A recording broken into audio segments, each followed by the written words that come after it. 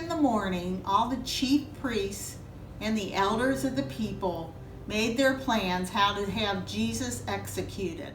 So they bound him, led him away, and handed him over to Pilate, the governor. Meanwhile, Jesus stood before the governor. And the governor asked him, "Are you the king of the Jews?" "You have said so," Jesus replied. When he was accused by the chief priests and the elders, he gave no answer. Then Pilate asked him, "Do you hear the testimony they are bringing against you?" But Jesus made no reply, not even to a single charge, to the great amazement of the governor. Now it was the governor's custom at the festival to release a prisoner chosen by the crowd. At that time, they had a well-known prisoner whose name was Jesus Barabbas. So when the crowd had gathered, Pilate asked them, "Which one do you want me to release to you? Jesus Barabbas, or Jesus who is called the Messiah? Which of the two do you want me to release to you?" asked the governor. "Barabbas," they answered. "What shall I do then with Jesus who is called the Messiah?" Pilate asked. They all answered, "Crucify him." "Why? What crime has he committed?" asked Pilate. But they shouted all the louder, "Crucify him!" Then the governor's soldiers took Jesus into the praetorium and gathered the whole company of soldiers around him. They stripped him and put a scarlet robe on him. And then twisted together a crown of thorns and set it on his head. They put a staff in his right hand. Then they knelt in front of him and mocked him. "Hail, King of the Jews," they said.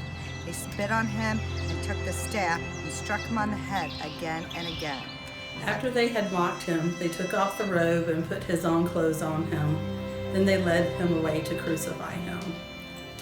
When they had crucified him, they divided up his clothes by casting lots. And sitting down, they kept watch over him. And a sign was placed above his head with the charges against him. "This is Jesus Christ, King of the Jews." 2 rebels were crucified with him, one on his right and one on his left. Those who passed by hurled insults at him, shaking their heads, and saying, "You who are going to destroy the temple and build it in 3 days, save yourself. Come down from the cross if you are the Son of God." From noon until 3 in the afternoon, darkness came over all the land. About 3 in the afternoon, Jesus cried out in a loud voice, my God, why have you forsaken me?" When some of those standing there heard this, they said, "He's calling Elijah." Immediately one of them ran and got a sponge. He filled it with wine vinegar, put it on his staff, and offered it to Jesus to drink. The rest said, "Now leave him alone. Let's see if Elijah comes to save him." And when Jesus had cried out again in a loud voice, he gave up his spirit.